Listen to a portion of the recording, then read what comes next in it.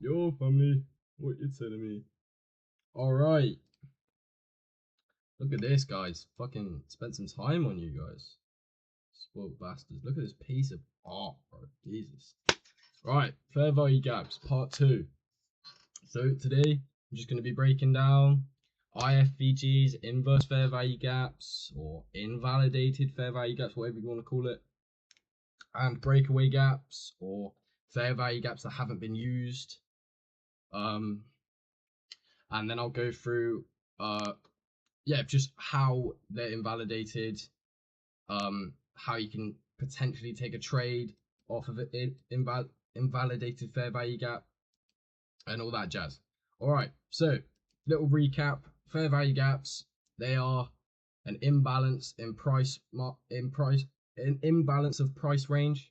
So where there is a liquidity void, there is a lack of orders, whatever you want to call it, fair value gap, imbalance, it's the same thing. Okay, so little recap after that. Obviously, price is always moving to either seek out liquidity or seek out an imbalance. So that's why we use fair value gap, so we can predict where market is going. Boom. Recap, summary, done. So, IFVGs, what are they? Basically, it's when a fair value gap is invalidated, showing that the market doesn't need to seek out this imbalance to keep moving forwards. It has already seeked out either liquidity or an imbalance previous and is now moving the opposite direction. Now, it doesn't happen every time. It just happens most of the time. Inverse fair value gaps, if they are invalidated, it is most likely price is going to move the opposite direction. Now, how can I show you an example of this? Basically, like I said last time, an inverse fair value gap only happens when the candle fully closes below. Oh, it's got green. Fully closes below. Doesn't matter. Say we had this here, and then we had a wick all the way down here. That is still a valid fair value gap. Okay, it's still valid. You can still take a trade off of this going up. It is only when another candle closes below this fair value gap, creating an inverse fair value gap or an invalidated fair value gap. This rectangle, this one here, has been closed below, invalidating this 3 candle pattern that called a fair value gap. Boom. Simple as that. Now I'll show you some examples. Right. Oh, go see Ali. Obviously, higher time frame, higher power. You get it. See if there's any good ones there. Right, spotted one. Ooh. Right, as you can see, this fair value gap. Okay, that's just great.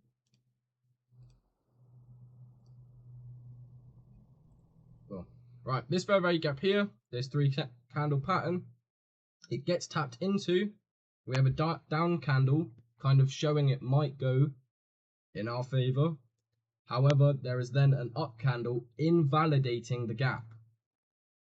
And then, which I'll go into at a later date, called equilibrium, is another confluence that shows that we are now going the opposite way. But anyway, I'll get into that another day. You see this inversion of this gap, boom, we then progress higher. Okay? Simple as that. Where's another one? Oh, here's a little recap. Fair value gap gets tapped into, boom. And also, right here, inverse fair value gap gets invalidated on this up handle here. And then what happens? Boom, goes to the roof. Now, see if I can find someone. One's in the opposite direction. See, I told you it doesn't happen every time, because if there's a row of fair value gaps, like this one here, that one does get invalidated, but then we still go to the floor. Might have been news, I don't know. But it doesn't happen every time, okay? I mean, that has to be news. Look at that. It doesn't happen every single time. It just happens most of the time. Like, right.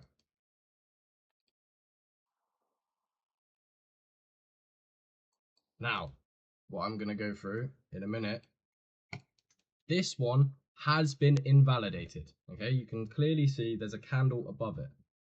However, up here is a very tiny fair value gap.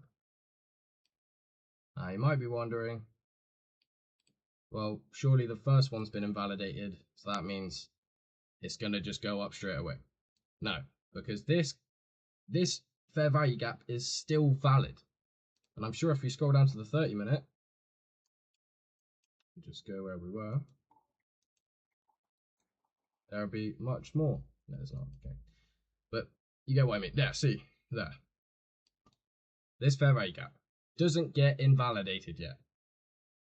And what happens? We come down after this liquidity sweep here. See, you can now kind of see how all of these confluences link together. We have a liquidity sweep here and here.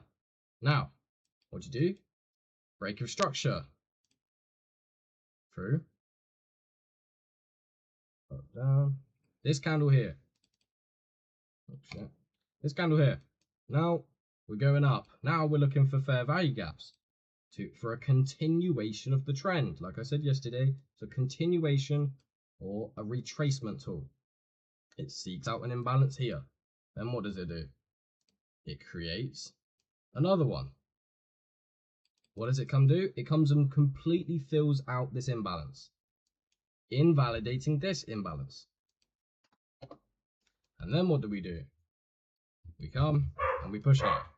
Right, there's someone at the door, I'll go back. But you kind of get what I said. Alright, where was I? Inverse fair value gaps. So yeah, I showed you this one getting tapped into, that's a fair value gap. Showed you this one getting invalidated. Alright, okay, let's go find some others.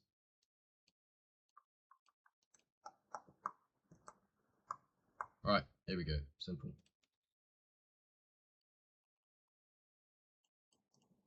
Inversion of this gap. Boom. Straight to the book. Okay. That one didn't quite.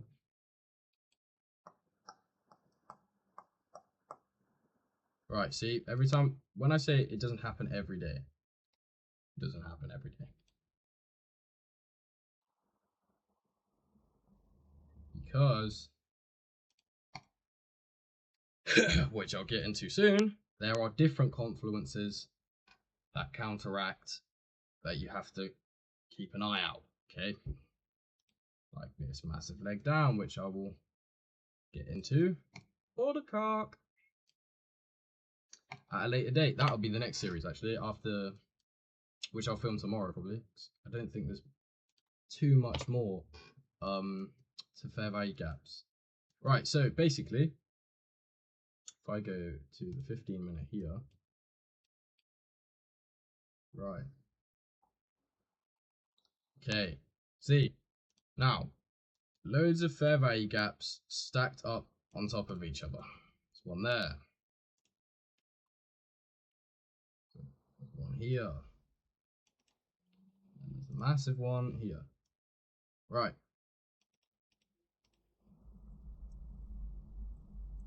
Now, this downtrend, unfortunately, this downtrend only gets invalidated when this top gap gets inversed, okay? So, this one gets invalidated, doesn't matter. This one gets invalidated, doesn't matter. It's until this top gap gets invalidated. But once you've been sat on the charts for a while, you can see that there was a very large liquidity sweep here.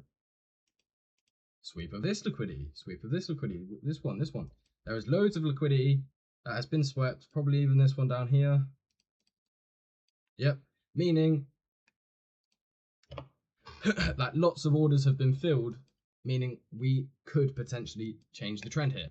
But you don't know for sure until this top gap has been invalidated. Simples.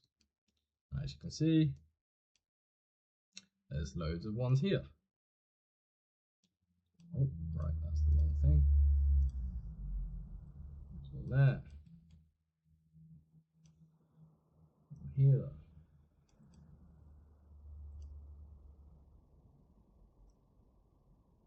This one here. Now, if the trend was to change about here and go invalidate this gap and invalidate this gap, the trend hasn't changed, or it hasn't, this whole trend hasn't been invalidated yet until this top fair value gap has been inversed. Now, if the candles were to close above this one, then above this one, but stay around here, we can still go down here. Okay, we don't need to go and tap into this fair value gap up here. However, if it was then to go above and the candle close above this fair value gap here, it would indicate to us we are now changing the trend and going higher. You get that? Simples. All right. So, inverse fair value gaps done. That is simple. It's just if a candle closes below or above the fair value gap, we are now looking for a change in direction, a change in order flow. Imbalances has been rejected. We're now going the other way. Simple.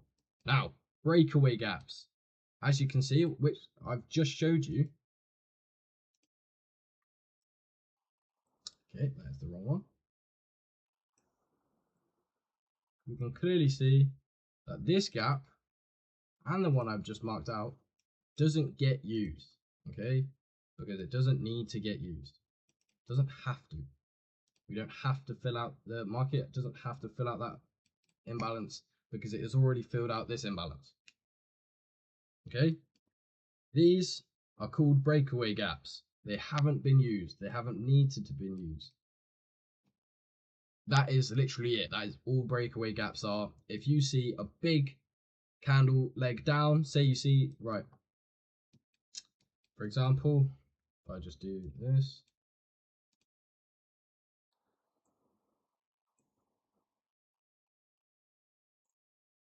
and then what you see is you see a big leg like that. Okay, massive candle, even bigger. However, there is a fair value gap. Oh, sugar.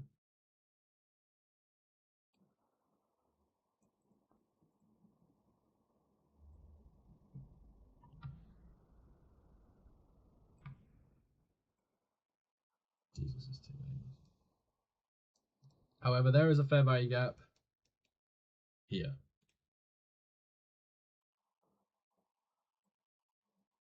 Now, if you see this massive leg up after forming this fair value gap, chances are price doesn't need to fill out this imbalance. It doesn't need to come down and fill out this imbalance. It is now breaking away. Doesn't need to fill out this imbalance. It wants to push now. It wants to go now. Maybe if there's a strong draw on liquidity that it is pushing towards up here, like previous day highs, previous session lows, previous session highs, which we went through. It wants to push now in order to come and take this out. Doesn't need to come back and fill this imbalance. That is a breakaway gap, which you have to watch out for, because if you're looking for a retracement after this massive candle up, I mean, it literally has to be a massive candle. Otherwise, it might come down and retrace. But if you're waiting for this massive candle to then form like a little retracement into this fair value gap, you have missed the trade. You have missed the trade. Okay? That's why we have different confluences like equilibrium or order blocks. because fair value gaps aren't the only continuation or retracement tool or piece of the puzzle, like I said the other day. And that is it. That's all fair value gaps are. Fair value gaps, imbalance, lack of orders, prices looking to fill out this imbalance to then continue in the same direction. That's fair value gaps. Inverse fair value gaps.